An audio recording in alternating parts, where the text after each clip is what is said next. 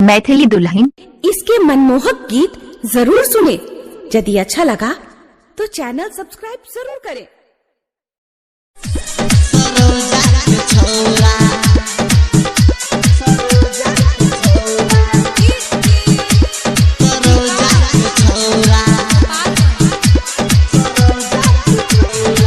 मांगे छे पीछा के बोरा सहरसा के छौरा,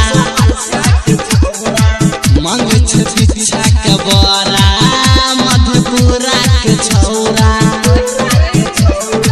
कहैया बयान गे जान तू हमरा के कोरा गे मांगे छे पीछा के बोरा सहरसा के छौरा,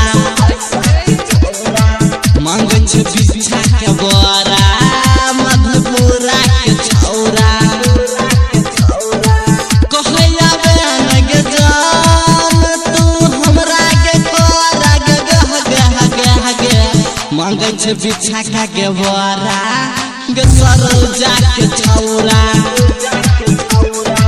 मांगे छे पीछा के बोरा गे सहरसा के छौरा।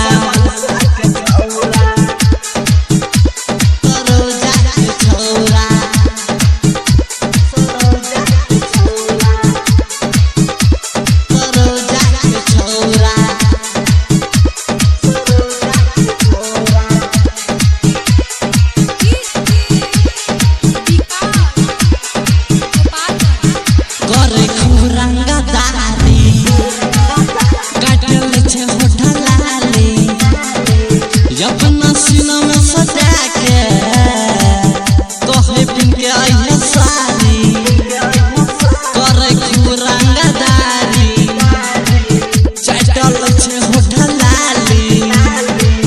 अपना सीना में सजा के कहे पिन के आइए सारी कहे जियो के मोबाइल किनके देवोगे तोरा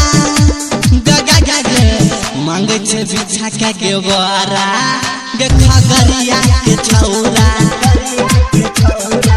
मांगे छे पीछा के बोरा गे सरोजा के छौरा, सरोजा के छौरा,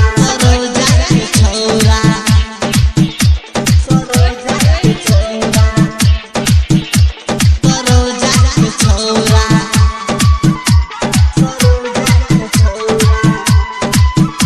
अखन अहाँ सब सुनि रहल छी माँ तारा म्यूजिक बलवा हाट सहरसा से।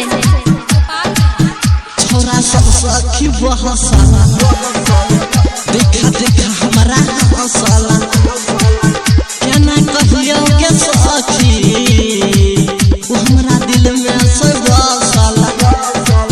छोरा सब सखी बहसला देखा देखा हमरा हंसला केना कहियो के सखी वो हमरा दिल में से बसला। हम सरोजा कहे गम चलने गे मोरा गे मांगे छे पीछा के बोरा गे सुनीलवा छौरा, मांगे छे पीछा के बोरा मधुपुरा के छौरा। कहैया बयान गे जान तू हमरा के कोरा गे मांगे छे पीछा के बोरा गे सहरसा के छौरा,